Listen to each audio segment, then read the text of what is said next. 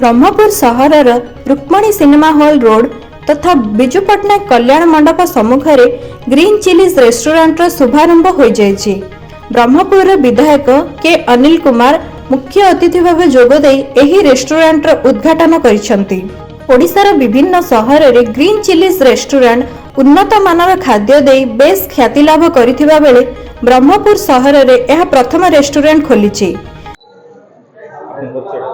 मु Keshav Rao founder green chillies catering and foods private limited रो managing director. आज कोडी दुकान ओपनिंग होला और एटा केते तम आ कोड कोडी आज ब्रह्मपुर रे फर्स्ट काउंटर हमरो इनॉग्रेशन हिची।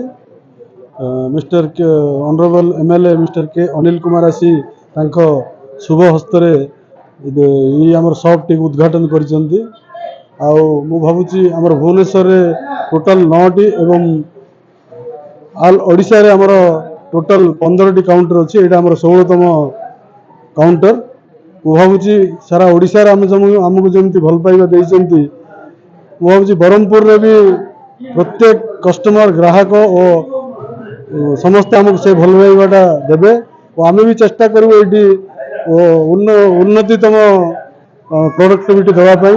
ग्रीन चिलीज रो ना जेमिति ओडिशा सारा अछि ब्रह्मपुर रे भी समिति आमे नाटा को बजाय रखी उत्तम क्वालिटी रो खाद्य आमे ग्राहक मानन को सर्विस दबो। Thank you. मो M Tejeswar Rao green chillies रो डायरेक्टर। आमे बहुत चेष्टा पर ब्रह्मपुर रे भी आमे खोल देछु ग्रीन चिलीज को। ग्रीन चिलीज रो माने भुवनेश्वर रे जति की माने कस्टमर जानते ब्रह्मपुर जो मन आसले भी प्रथमे ग्रीन चिलीज रे खाइबा पसंद करंती। से ब्रह्मपुर लोक मुताबिक आमे एठी खाइबा बनौछु। आ एठी डाइनिंग सहित आमे क्यूएसआर रो भी पूरा देइछु। डाइनिंग सहित एसी रो भी मजा देइछु। तो नुआ नुआ खाइबा रो मजादार खाइबा बम्बू चिकन सहित बिरयानी सहित चाइनीज इंडियन तंदूर रोल सब प्रकार खाइबा रो आमे एठी जोगे देबु। भुवनेश्वर रे 9टी सह अन्य सहर रे 15टी ग्रीन चिलीज रो काउंटर थिबा बेले ब्रह्मपुर रे एहा 16तम काउंटर। एठारे चाइनीज तंदूर बिरयानी और बांबू चिकेन रो सह विभिन्न रकमर खाद्य उन्नत मान भाबे ग्राहक मानक पय प्रस्तुत करा जाउथबा ग्रीन चिलीज रो निर्देशक कहिसंती।